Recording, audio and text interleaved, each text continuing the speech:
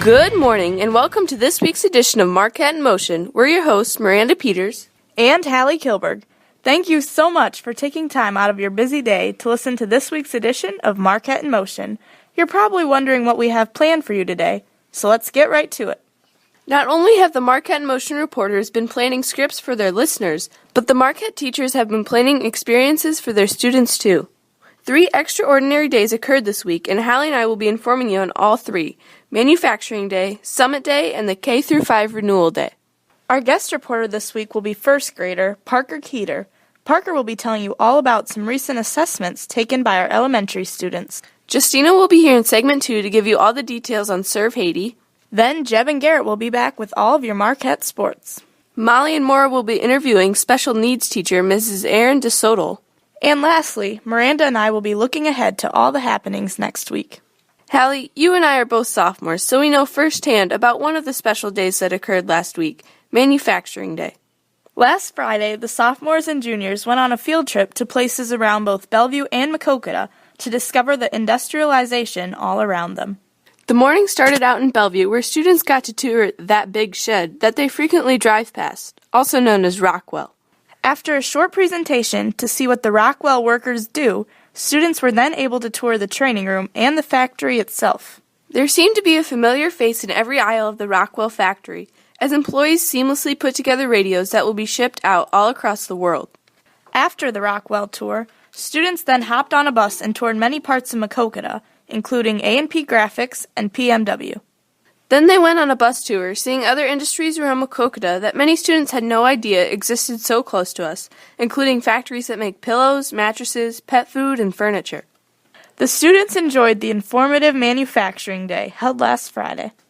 Thank you, Ms. Schmidt, for organizing this event. Then on Tuesday, 6 of Marquette students, sophomore Evie Berthel, juniors Danny Coos, Sydney Jacobs, Brooklyn Moore, Sunny North, and senior Will Drouse were able to attend a leadership conference known as Summit Day at the University of Iowa. The students spent the day at Kinnick Stadium listening to speakers and participating in several leadership activities. The speakers were unlike anything I've heard before, concluded Evie Berthel, who was one of the 6 attendees. They described leadership in an entirely new way, one they had never thought of before. It was an amazing experience. And lastly, on Thursday, October 12th, the K-5 students participated in a renewal day with the focus on Fatima, Portugal. Yesterday, October 13th, marked the 100th anniversary of the famous day known as the Day the Sun Danced. All of the elementary students were able to learn about what happened on that dreary October day, when at noon Mary appeared to the children, telling them to pray the rosary and build a church. And for 10 minutes the sun danced across the sky, spitting colors of purple and orange. Marquette students, almost exactly a century after it happened, had the opportunity to reflect on this day's importance, and Mary's wise words. And now we've got some words for you, from our sponsors, that is. Don't go away. Marquette in Motion will be back right after this.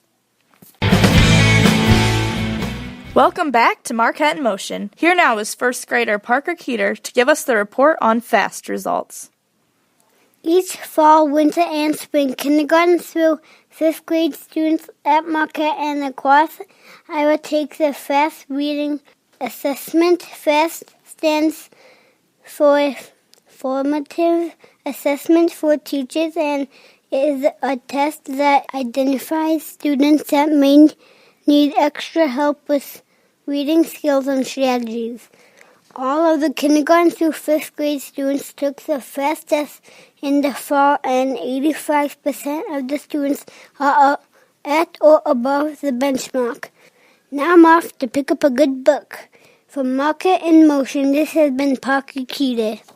Thanks, Parker. Up next is Justina Denlinger to give us all the details on Serve Haiti. On Thursday morning, Marquette kindergarten through 12th grade students welcomed Bellevue's and Marquette's former school nurse, Mrs. Cindy Broders, along with Dr. Leo Bourgoin. Mrs. Broders and Dr. Leo spoke with students about their work with Serve Haiti. Serve Haiti is a nonprofit organization that consists of a group of volunteers that works with the people of Grand Bois, Haiti, to bring medical care, clean water, education, nutrition, and economic development to the region. Just over 12 years ago, Serve Haiti, with the help of volunteers and the generous support of donors, was able to construct a 2-story clinic, St. Vincent de Paul Health Center in Grand Bois. The clinic is led by Dr. Leo, while Mrs. Cindy Broders travels to Haiti regularly to help in the clinic. On Tuesday of this week, the Marquette family held a bake sale with all proceeds going to serve Haiti.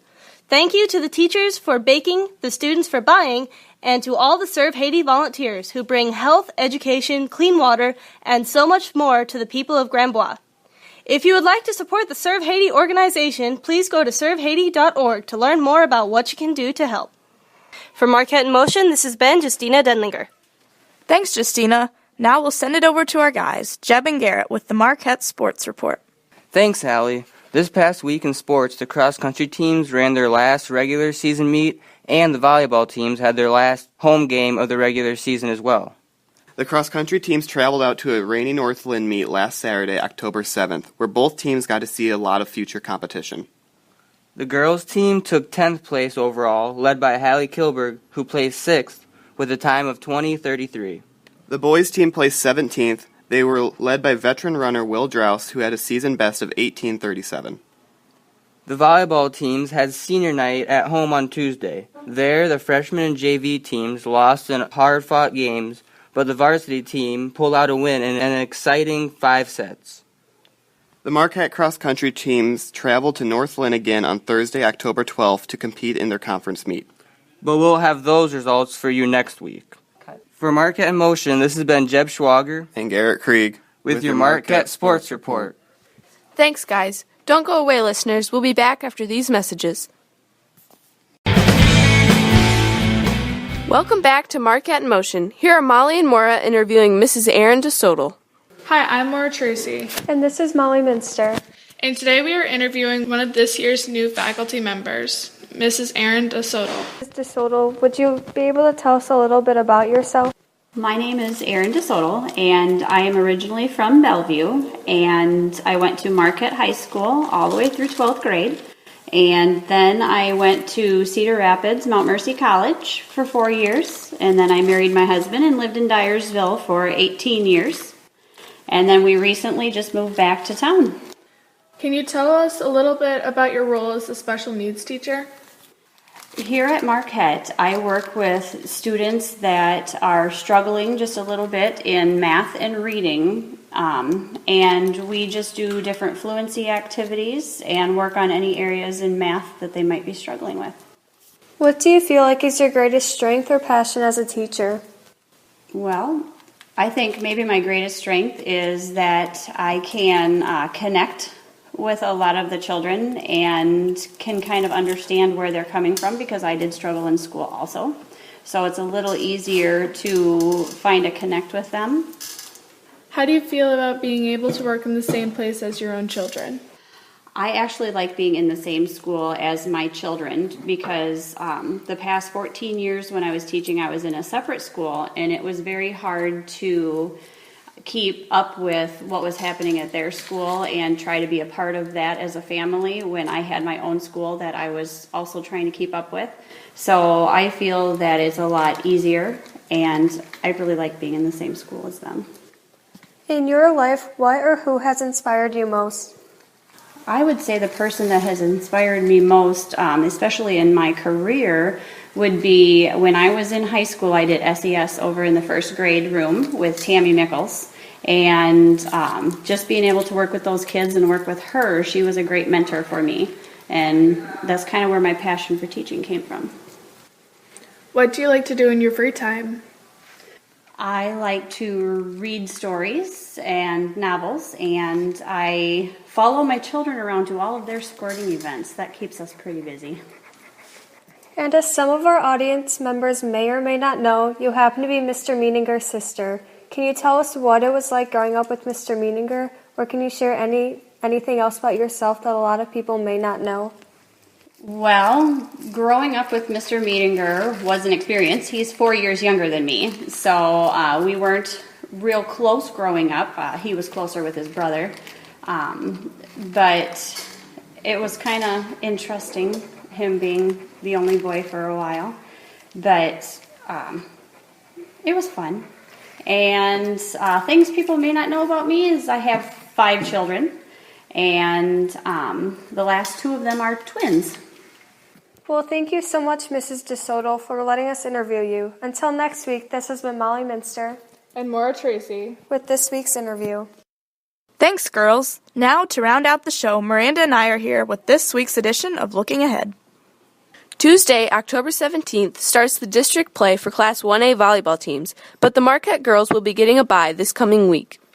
Also on Tuesday, Marquette students will be listening to a Dubuque County Right to Life speaker, who will start speaking at 8:15 a.m. Then on Wednesday, the blood drive will be taking place in the new multi-purpose room, lasting from 1 until 6 p.m. There will also be youth faith formation that night from 6:30 until 7:30. On Thursday, October 19th, the Marquette cross-country teams will be traveling to Solon to compete in their state qualifying meet, starting at 3 p.m. And lastly, on Friday night, the middle schoolers will be staying in motion and having fun at the annual Halloween middle school dance. For Marquette in Motion, this has been Miranda Peters. And Hallie Kilberg. And remember, stay informed, stay involved, stay in motion.